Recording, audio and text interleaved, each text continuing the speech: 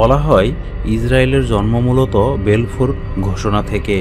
1917 সালের 2 নভেম্বর ব্রিটেনের তৎকালীন পররাষ্ট্র সচিব আর্থার বেলফোর ব্রিটিশ ইহুদি সম্প্রদায়ের সদস্য ও আন্দোলনকারীদের নেতা লিওনেল ওয়াল্টার রথশিল্ডকে সম্বোধন করে একটি চিঠি লিখেছিলেন।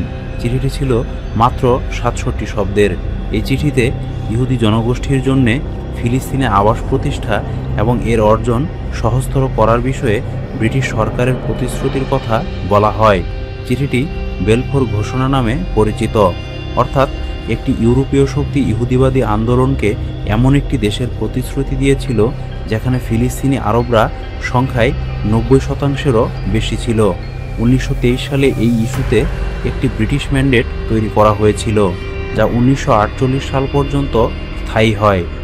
ইউরোপে নাৎসিবাদের কারণে ইহুদিরা পালাচ্ছিল এবং সেই সময়ে ব্রিটিশরা ব্যাপক হারে ফিলিস্তিনে ইহুদি অভিবাসনকে সহায়তা করেছিল।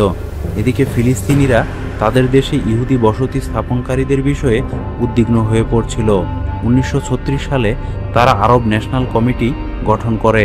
তারা ক্রমবর্ধমান ইহুদি বসতির বিরুদ্ধে সর্বাত্মক অবরোধ ঘোষণা করে এবং ইহুদিদের উৎপাদিত পণ্য বর্জনের ডাক দেয়।